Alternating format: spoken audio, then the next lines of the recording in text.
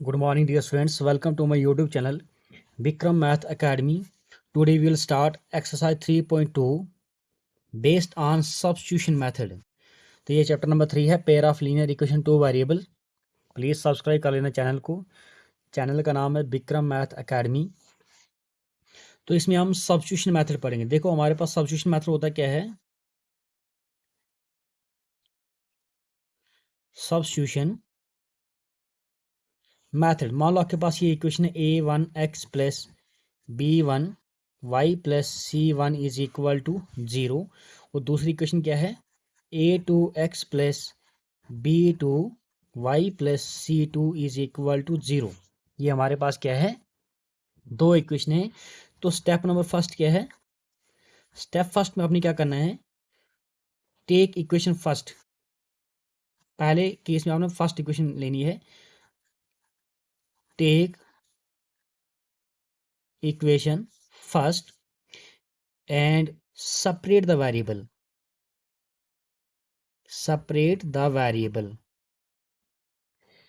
and separate the variable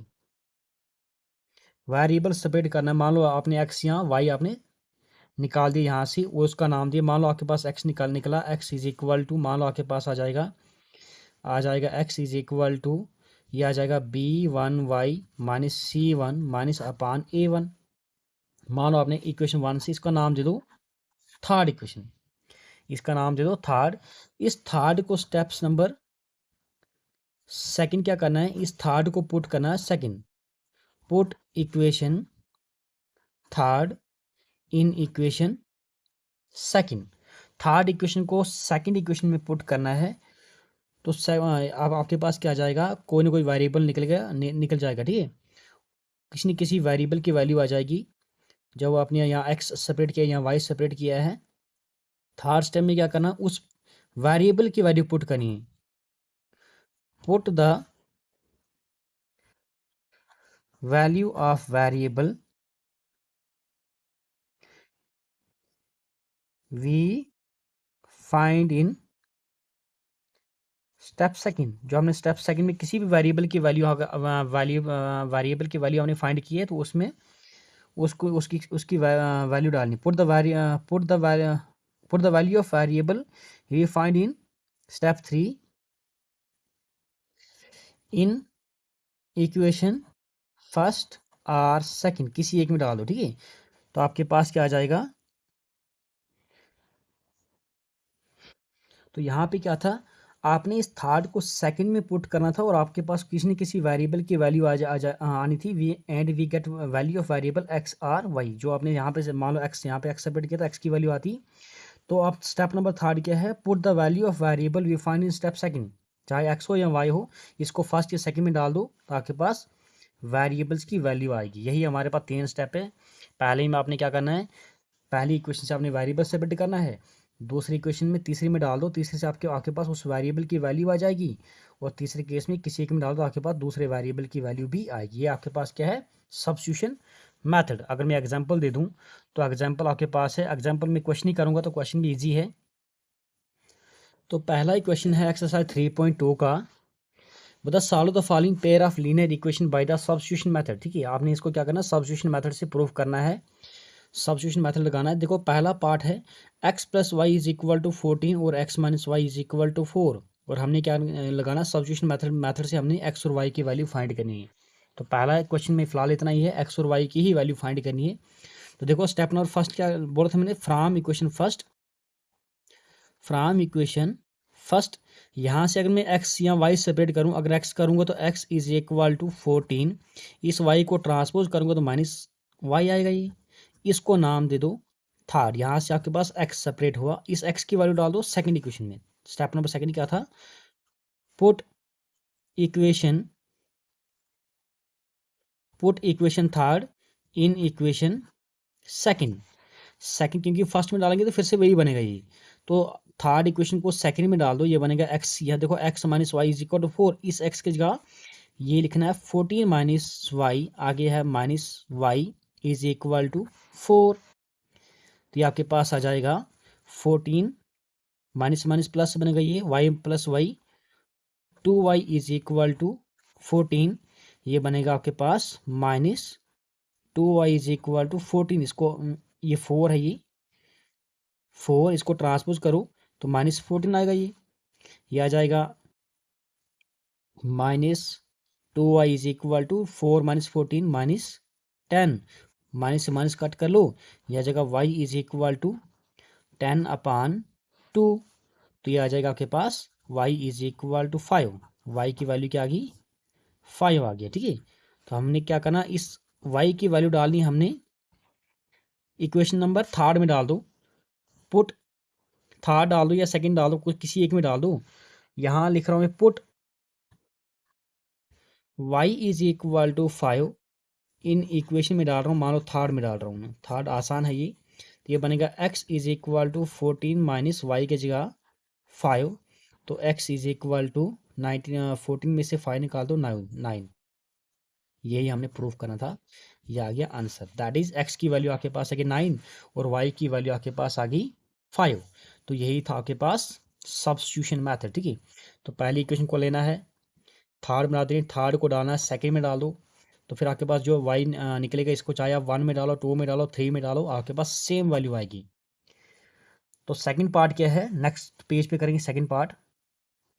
तो second part है s minus T is equal to 3 और s plus T upon 2 is equal to 6। देखो आपके पास ये तो है, ये तो बराबर इक्वेशन बनेगी, इसको आप चेंज कर लो, इसको करो आप क्रॉस मल्टीप्लाई, 2 इंटू एस ये बनेगा 2 of S plus 3 into T ये बनेगा 3 ऑफ टी अपान 2 3 जार 6, 2 3 जार 6 इज इक्वल टू 6, तो ये बनेगा आपके पास, इसके पान 1 है, ये आप इसको फिर से क्रॉस मल्टीप्लाई करो, ये बनेगा 2 of S plus 3 of T is equal 6 6 are 36, इसका नाम दे दो इक्वेशन नंबर सेकंड। तो फ्रॉम इक्वेशन फर्स्ट स्टेप ले लो, फ्रॉम इक्वेशन फर्स्ट ले लो, फ्रॉम इक्वेशन फर्स्ट, तो फर्स्ट से आ जाएगा ये, देखो एस ले लो, एस को ट्रांसपोज कर लो, एस अपनी जगह पे रख लो, एस इज इक्वल टू 3, इस टी को ट्रांसपोज कर लो, प्लस टी आएगा, ये इसको नाम दे दो इक्वेशन नंबर थर्ड। अब इस थर्ड को डालो इक्वेशन नंबर सेकंड में, put equation third in equation second, तो सेकंड अब सेकंड क्या आ जाएगा आपके पास, ये बनेगा एस के जगह वैल्यू भरनी है, एस आपके पास 2s plus 3t is equal to 36, 2s के जगह 3 plus T plus 3t is equal to 36, तो ये आपके पास आ जाएगा, इसको मल्टीप्लाई करो, 2 3 ज़ा 6 प्लस 2 इंटू टी ये बनेगा 2t plus 3t is equal to 36, ये बनेगा 2t प्लस 3t ये बनेगा 5t इज इक्वल टू 36, इसको ट्रांसपोज कर लो, -6 आएगा, ये आ जाएगा, यह आ जाएगा 5t इज इक्वल टू 36 में से 6 निकाल दो 30, तो आ जाएगा t इज इक्वल टू 30/5, तो ये अब आपके पास आ जाएगा, इसको कट कर 5 1 5 5 6 30, तो t कितना है आपके पास 6 वैल्यू आ गई, t की वैल्यू आ गई 6।